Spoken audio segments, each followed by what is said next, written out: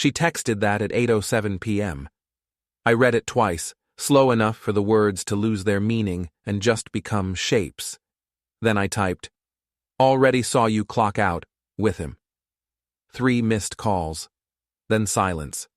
The screen dimmed, but the words stayed there, burned into my retinas like the afterimage of a welding torch. For a few seconds, I thought about calling her. Not because I wanted to talk, but because I wanted to hear the sound of her voice crack when she realized I wasn't guessing anymore. But I didn't. I just sat there, the truck engine humming under me, the wipers squeaking back and forth, dragging streaks of city grime across the glass. I'd been parked there since sunset, long enough for the cold air to start tasting like metal and the heater to smell faintly of dust and antifreeze. The mill building across the street loomed like a dark lung, coughing light from its upper windows. I knew which one was hers, the 4th window from the right, the one that always stayed lit too late, the one she told me belonged to a client conference room. I'd believed that once. The dashcam screen glowed faint blue, still looping the last 30 seconds of footage. Lila crossing the street in those ridiculous red heels she wore when she wanted to feel powerful, her umbrella half open against the drizzle, her hand brushing the sleeve of Trent Hollis's graphite coupe. She didn't even look around. She just slid into the passenger seat like she'd done it 100 times. Maybe she had. Trent Hollis, partner at the agency. Charismatic. The kind of guy who calls everyone champ. I'd serviced that coupe a month ago. I recognized the hairline chip on his passenger mirror, left it there on purpose after he refused to tip. "Company card," he'd said with that grin that belongs to men who've never fixed anything with their own hands. Call it professional curiosity that I remembered, or maybe I knew even then that someday that detail would matter. I'm an auto glass mechanic, mobile unit, small-town contracts.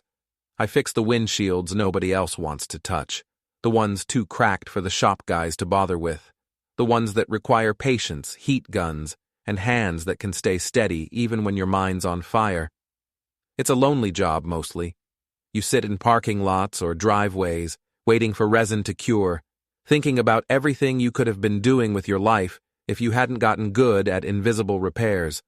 That means I notice things. Tiny fractures that start small but spider through the whole surface if you ignore them. Marriages are a lot like that. A chip here, a lie there. You tell yourself it's nothing, just surface damage. You put off the fix because it's inconvenient or expensive, and by the time you decide to care, the whole damn thing's ready to shatter. The phone buzzed again. I let it ring. The sound vibrated against the dash like a trapped bee, but I didn't move.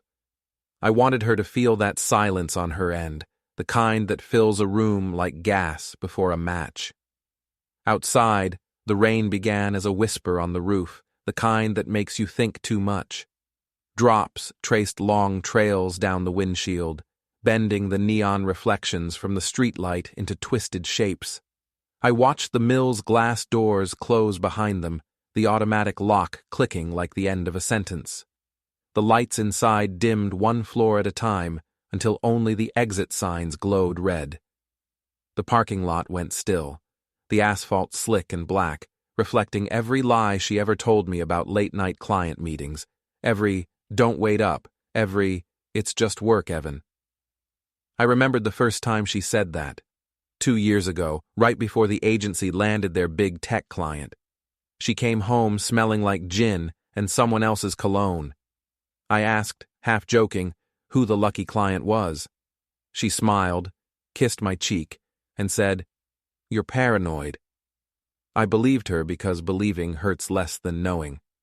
Now I sat in my truck, watching her reflection disappear in the rearview mirror, and wondered how many times I'd chosen comfort over truth. The dashcam kept recording, little red light blinking in rhythm with my pulse. I reached over, tapped the screen, and replayed the footage. There she was again, Lila in motion, unaware of the camera, unaware of me, unaware of everything except the thrill of not being caught. The timestamp blinked, 8:06:44. I could almost hear her laugh through the rain. I should have felt rage. I didn't. Not yet. What I felt was something slower, colder, heavier. The kind of feeling that settles deep in your chest and waits. A memory came back. Last winter, her car slid on black ice, hit the curb hard. I fixed the windshield myself, told her she got lucky. She'd laughed, touched my face, said I was her hero. I'd believed that too. The same woman who once cried when I split my knuckles on a wrench was now sitting in another man's car, probably laughing about how easily I trusted her. I adjusted the rearview mirror. My reflection looked older, rougher. The streetlight carved shadows into my face, lines I didn't remember earning. I reached into the glove box for a rag, wiped the condensation from the dashcam screen like I was cleaning a wound. Cars came and went from the side street, headlights cutting across the rain. At 8:32, the coupe pulled out from the garage. I watched it roll through the puddles, brake lights glowing soft red. They stopped at the corner, long enough for me to see her hand reach across the console and touch his arm. Then, they turned left toward the river. I followed them in my head. I knew every road between here and the riverside condos, every turn, every blind intersection. I'd fixed windshields on half those streets. Funny thing about small towns, you learn where everyone hides, even when they think they're being discreet. The phone buzzed once more, then stopped. I scrolled through the missed calls. 3 from Lila, 1 from an unknown number I didn't recognize but suspected was his. I could almost script the conversation that didn't happen.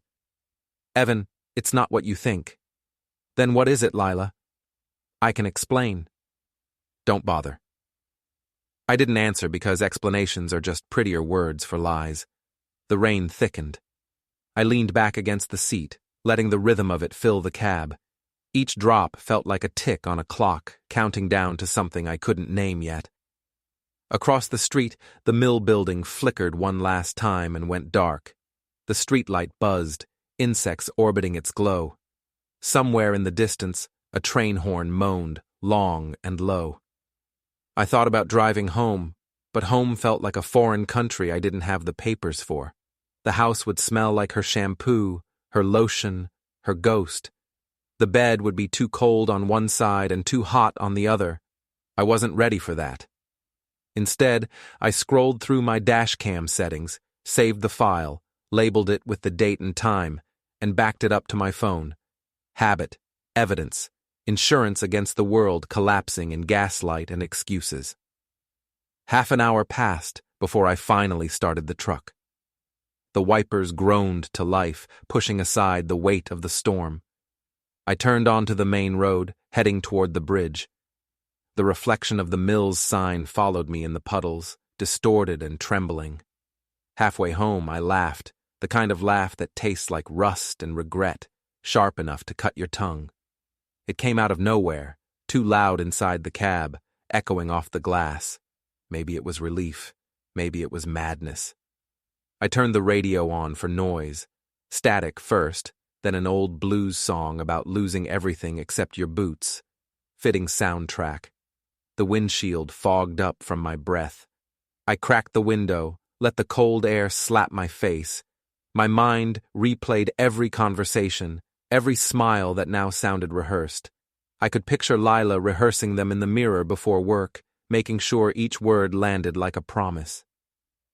By the time I reached the highway, I'd stopped shaking. My hands were steady again.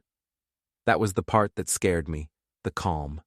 It meant something inside had shifted from disbelief to certainty. It meant I wasn't going to explode. I was going to act. I pulled into a diner parking lot just off Route 3, ordered coffee I didn't drink, and sat there staring at my reflection in the dark window. Rain streaked down the glass outside, turning the world into a smear of lights. I thought about how small betrayals start. A text message answered too late, a meeting that runs long, a smile that lingers. Nobody notices at first. Then one day, you wake up and realize the person beside you has been somewhere else for months. The waitress asked if I needed a refill. I said no. My voice sounded calm, normal, like a man who just finished a long day. I left a 5 on the counter and walked back into the rain. Driving home, I passed the wellness club lot. Trent's coupe wasn't there. I wondered if they were still together somewhere, laughing about how I'd never find out. I almost hoped they were, because when people laugh too soon, they forget the ending isn't written yet. When I reached my street, the house was dark except for the porch light. Lila always left it on for me. Funny, how habit outlives love. I parked at the curb, engine idling, watching that single bulb sway in the wind. I didn't go inside right away. I sat there for a long time, staring at the front door, thinking about the dashcam file waiting in my phone, about the conversation we'd eventually have, about the way truth always sounds different when spoken aloud. Somewhere between one breath and the next, I realized I wasn't heartbroken. Not yet. I was something else, focused, alert, alive in a way I hadn't been in years. The rain eased to a drizzle. The streetlight flickered. I turned off the ignition and listened to the metal cool, ticking softly. Maybe tomorrow I'd confront her. Maybe I'd wait. But tonight, I just needed to remember every detail. The time, the color of her coat, the sound of the door closing behind them. Because in my line of work, precision matters. Cracks don't heal themselves. They spread until someone decides to stop pretending they can't see them. I leaned my head back, closed my eyes, and let the hum of the rain fill the silence she left behind.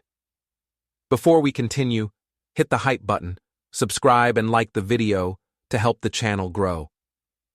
Tell us which city you are from in the comments. We'd love to get to know our audience better. At 7:03 the next morning, my phone lit up with a name I didn't expect.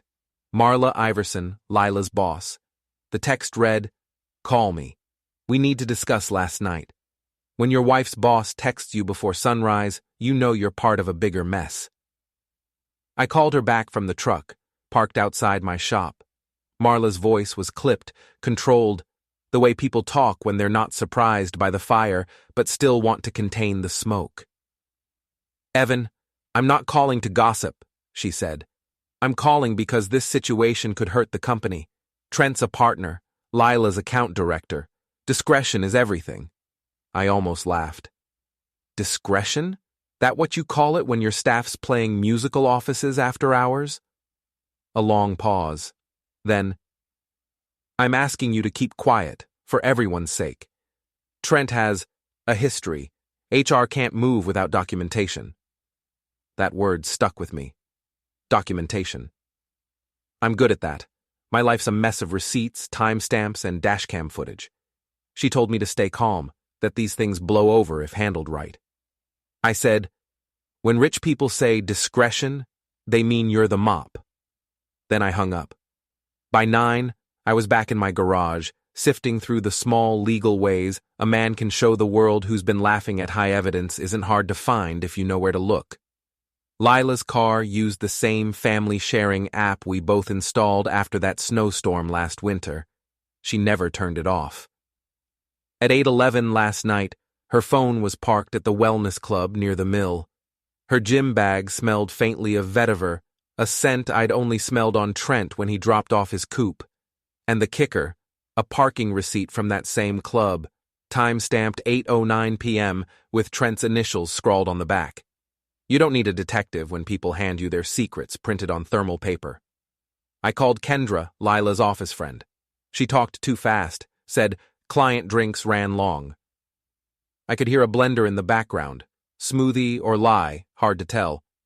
When I asked what client, she hung up. By evening, I'd drawn my map. It led back to that wellness club garage. The night wind sliced off the water.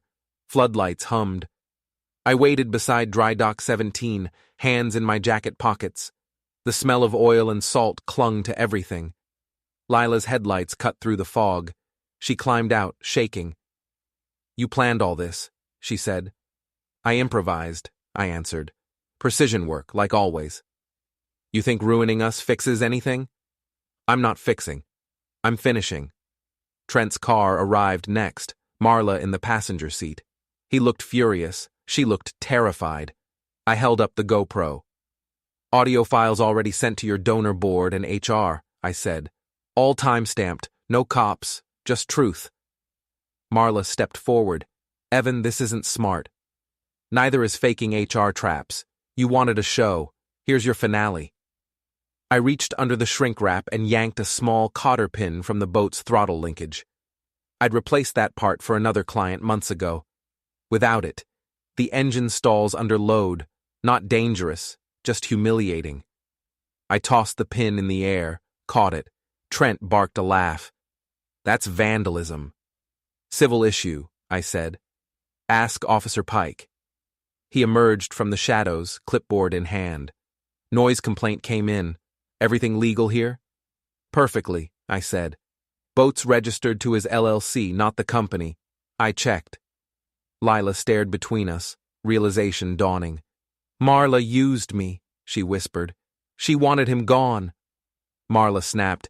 Enough. I uncapped a spray bottle of biodegradable marker dye, bright orange, and streaked it across the boat's gleaming hull. The words glowed under the floodlights. Borrowed things break. Trent shouted, tried to start the engine. It coughed, sputtered, choked. Perfect. The yard crew, spooked by the noise, hit the winch. The boat lurched, the cradle straps groaning. A loud crack split the night as fiberglass screamed and the hull sagged crooked onto the supports. Nobody hurt, just pride and wallet. Marla cursed. Lila backed away, trembling. I stepped close enough to Trent to see his pulse jumping. Careful, I said. Sharp edges. Then I slapped him again, same as before, clean, echoing. That's for the windshield chip, I said, and the rest. Officer Pike didn't move. He just exhaled, muttered, Guess we're done here. I tossed the cotter pin at Trent's shoes. You two can carpool to the paint shop. Lila whispered something I didn't catch. I turned, walked toward my truck, the floodlights painting long shadows on the cracked asphalt. By the time I reached the gate, the night had gone still again, just the gulls and the sound of distant water. My phone buzzed once, an unread text from Lila. Why did you do this? I didn't answer. Some things don't need punctuation. I climbed into my truck, started the engine, and for the first time in weeks, didn't look in the rearview mirror.